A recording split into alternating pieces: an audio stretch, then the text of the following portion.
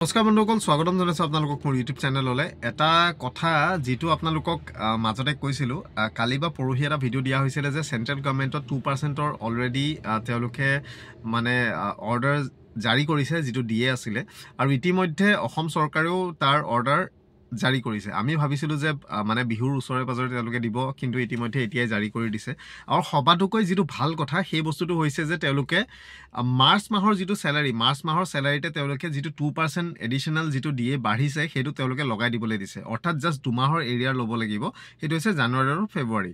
চ' নিশ্চিতভাৱে ভাল কথা, যিটো আমি মাৰ্চ মাহৰ চেলাৰী পাম তাতে 2% এডিশ্যনেল যিটো মানে দিয়ে হয়, 55% কৰি পেলাই আমি সেই বস্তুটো ল'ব পাৰিম। আৰু যিটো এৰিয়াৰ আছে সেইটো দুটা ইনষ্টলমেণ্টত দিব, এটা মে'ত দিব, এটা জুনত দিব। চ' মোৰ হিচাপত সেইটো ভাল মানে বস্তুটো হৈছে কি, আৰু ইমান বেছিকৈ তেওঁলোকে এৰিয়াৰ ৰখা নাই। মাৰ্চ মাহৰ চেলাৰীৰ লগত যিহেতু দি দিছে, নহ'লে মাৰ্চৰো মানে এৰিয়াৰ হৈ গ'লহেঁতেন যদি বিহুৰ ওচৰত তেওঁলোকে যদি অৰ্ডাৰ জাৰি কৰিলেহেঁতেন, যিহেতু 7 তাৰিখৰ পৰা চেলাৰী ডিছবাৰ্চ কৰিবলৈ কোৱা হৈছে।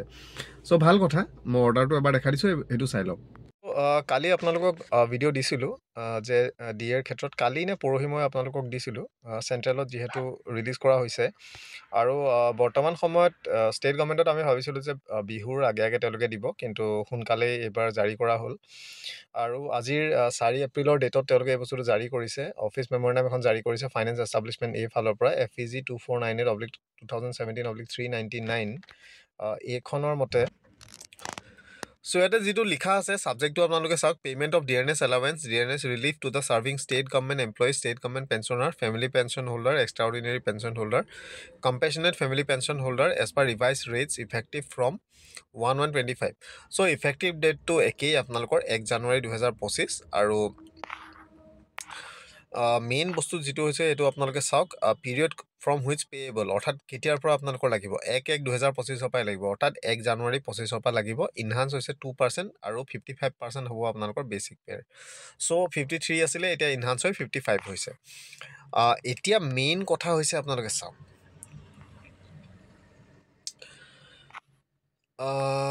ইয়াতে আপোনালোকে 1 নম্বৰটোত যদি চাই, the order shall apply to government employees who are brought over the revised scale of pay with effect ইমান। চ' এইটো আপোনালোকৰ ইমান প্ৰয়োজন নাই। এতিয়া কথাটো মেইনটো চাওক, the enhance rate 55% DAR shall be paid along with monthly pay or pension for the month of March 25 in April 25। চ' যিটো ইনহান্স ৰেট 55%, অৰ্থাৎ 53 পৰা যিটো 55% হৈছে, সেইটো আপোনালোকে মাৰ্চৰ দৰমহাৰ লগতে পাব। অৰ্থাৎ আপোনালোকে জাষ্ট 2 মাহৰ এৰিয়াৰ পাব, জানুৱাৰী আৰু ফেব্ৰুৱাৰী 2 মাহৰহে এৰিয়াৰ পাব। মাৰ্চ মাহৰ পৰা আপোনালোকৰ ৰেট অফ দিয়ে আপোনালোকৰ সেইটো ইনহান্স হৈ যাব, সেইটো 55%কৈ আপোনালোকে পাব, 53 নহয় 55কৈ আপোনালোকে পাব। তো এইটো বহুত ভাল কথা, এইটো ভাল কথা কৰিছে যে কাৰেণ্ট মান্থ অফ চেলাৰীৰ পৰা সেইটো ষ্টাৰ্ট কৰি দিছে, বহুত ভাল। আৰু যিটো আপোনালোকৰ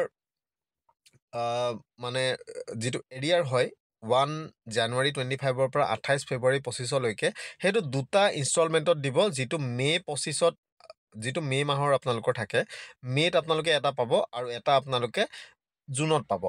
এটা ইনষ্টলমেণ্ট মে'ত পাব, অৰ্থাৎ জানুৱাৰী মাহৰ ইনষ্টলমেণ্টটো মে'ত পাব, ফেব্ৰুৱাৰী মাহৰ ইনষ্টলমেণ্টটো জুনত পাব। চ' সেইটোৱে আৰু, arrear for January will be paid in May' and that of February will be paid in June, দুটা। So state government employees whose superannuation was due in the period with effective January 25 to February 25 may be allowed enhanced rate 55 of DA while computing their leave encashment benefit. So leave encashment যেতিয়া বনাব, সেইটো 55% দি পেলাই বনাবলৈ কৈছে। যদি কোনোবা retire হৈছিলে, okay, কোনোবা যদি জানুৱাৰী বা ফেব্ৰুৱাৰীত যদি ৰিটায়াৰ হৈছে, তেতিয়া তেওঁলোকৰ যিটো ইনহান্স ৰেট আছে 55% ৰেটটো ধৰি পেলাই তেওঁলোকৰ লিভ এনকেচমেণ্টটো বনাবলৈ কোৱা হৈছে। চ' ট্ৰেজাৰীসকলে সেই বস্তুটো ফ'ল' কৰিবলৈ কৈছে। চ' এইটোৱে বস্তু।